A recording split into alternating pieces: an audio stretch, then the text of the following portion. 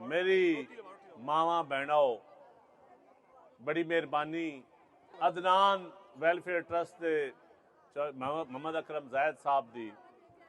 मैं सिर्फ तुहाडे नाल सिर्फ इतनी गुजारिश करनी है कि पिछले 30 सालों तो मैंने पता है गुरबत वाकई बहुत ज्यादा है और घरों में गुजारा बड़ा झंडा यार घरों में गुजारा बड़ा मुश्किल है और इस महंगाई के दौर में घर चलाना, फिर बच्चे पालना, फिर खवातीन वास्ते बड़ा मुश्किल है। पाकिस्तान पीपल्स पार्टी दी क्योंकि सरबराह शहीद मोहतरमा बेनज़ीर भुट्टो एक औरत सी और उस औरत नो पहले ओदा वालिद शहीद किया गया, फिर ओदे दोवे भरा मारे गए, फिर उसनो दिन दिहाड़े शहीद किया गया। जिंदा है बीबी, जिंदा है।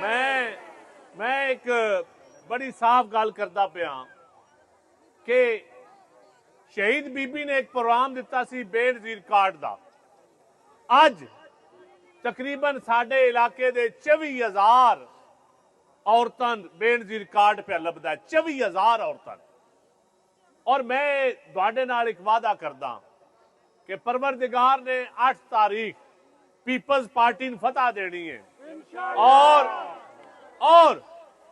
ये 24,000 48,000 होएगा इस हल्के में और इंशाअल्लाह ताला थोड़े दे विच जेड़े एक मिनट जेड़े बच्चे बेनज़ीर कार्ड जिन्हां दे बने उन्हां दे बच्चे जिन्हां दे पढ़दे उन्होंने भी पैसे लभनगे, बच्चों के भी कि ना लभदे होने कि ना लभनगे। वसीला हक प्रोग्राम पिछली हुकूमत बंद किया सी।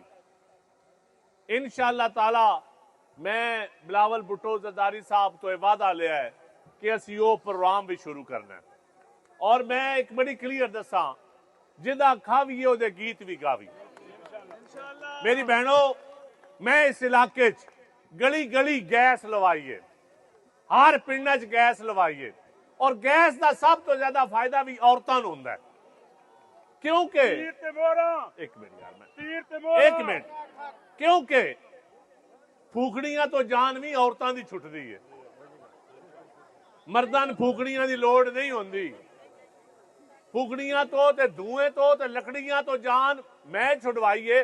15,000 मीटर लवाया ही मैं 15,000 और अल्लाह की मेहरबानी नाल मैं तुहाडे नाल वादा करदा कि तुहाडियां दुआवां होनियां चाहिए। 8 तारीख तीर का निशान याद रखे, तीर नूं जितवाओ, ये मेरा काम है। जे अगे बेनज़ीर कार्ड आया तो इंशाअल्लाह ताला होर आएगा और मैं मोहम्मद अकरम साहब नो 1000 बेनज़ीर कार्ड होण भी ननके बिशाक होर ले लो इंशाअल्लाह ताला। जितना जिन्हां बच्चियां दे जिन्हां दे सर्वे हो गए, बार बार दफ्तरां दे चक्कर मत लाओ। हर महीने आ रहे हैं कार्ड, नाल नाल नवे कार्ड आ रहे हैं और जिन्हां दे सर्वे नहीं होए उन्हां दे मैं प्रोग्राम तुहानूं बनवा के मैं आप सर्वे करवा देंगा और इंशाअल्लाह ताला सर्वे भी होएगा और बेनज़ीर कार्ड लभेगा। और जिन्हां दे बच्चियां पढ़ियां बेरोजगार नो मैं आज तुहाडे नाल वादा पे करदा 8 तारीख लाग लैण दिओ, दरखास्त देना तुहाडा काम है, बच्चियां नौकरी लैके देना मेरा काम है। और ये अगे भी मैं इस इलाके विच कम अज कम 50 बच्चियां नादरा विच करवाइयां। लेडी हैल्थ वर्करां शहीद बेनज़ीर भुट्टो का मनसूबा सी। जितनियां अज लेडी हैल्थ वर्करां ये सब पीपल्स पार्टी की वजह तो भर्ती हुई और अल्लाह की मेहरबानी नाल क्योंकि साडे घर की मां बहन ताकतवर होएगी, वो खुशहाल होएगी तो घराना खुशहाल होएगा। जिस घर की मां बहन खुशहाल ना होवे वो घराना कभी खुशहाल नहीं होया।